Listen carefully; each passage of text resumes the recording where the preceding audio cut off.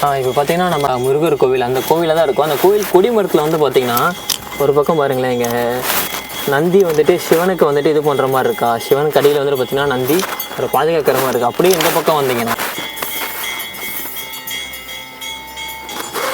இந்த பக்கம் வந்து பார்த்திங்கன்னா விநாயகர் பாருங்கள், எவ்வளோ ஒரு தத்ரூபமாக எவ்வளோ ஒரு அழகாக வரைஞ்சிருக்காங்க பாருங்கள், செதுக்கியிருக்காங்க பாருங்கள் விநாயகர். அப்படியே இந்த பக்கம் வந்தீங்கன்னா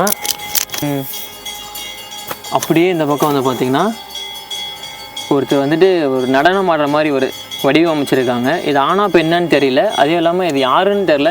இவரை இந்த சிலையை பார்த்துட்டு உங்களுக்கு என்ன தோணுதுன்னு கீழே கமெண்ட்டில் சொல்லுங்கள், யாராக இருக்குது என்னவாக இருக்குன்னு சொல்லிட்டு. இப்போ கடைசியை நீங்கள் பார்க்க போகிறவர் தான் வந்து பார்த்திங்கன்னா ஹைலைட்டு பார்த்திங்கன்னா தமிழ் கடவுள் முருகர். இங்கே என்ன வடிவில் இருக்கார் நீங்களே வந்து பாருங்கள், நான் சொல்ல மாட்டேன், நீங்களே வந்து பார்த்து சொல்லுங்கள் வாங்க.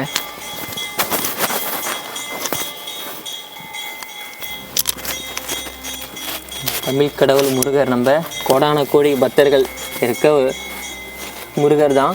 இதில் என்ன வடிவில் இருக்காருன்னு நான் சொல்ல மாட்டேன், கமெண்டில் நீங்களே சொல்லுங்கள். பாருங்கள் எவ்வளோ ஒரு அழகாக தத்ரூபமாக இருக்குது பாருங்களேன். அந்தளுடைய ஒவ்வொருத்தருடைய வடிவமைப்பு பாருங்கள், கையில் அந்த இது மாதிரி வச்சுருக்கிறதும் குச்சி மாதிரி வச்சுருக்கிறதும் இதெல்லாம் பாருங்களேன். இந்த கண் மூக்கு இதெல்லாம் பாருங்கள் எவ்வளோ ஒரு அழகாக தத்ரூபமாக இந்த அளவுக்கு முருகனை எந்த அளவுக்கு அவங்க செதுக்கியிருக்கிறாங்கன்னு பாருங்கள்.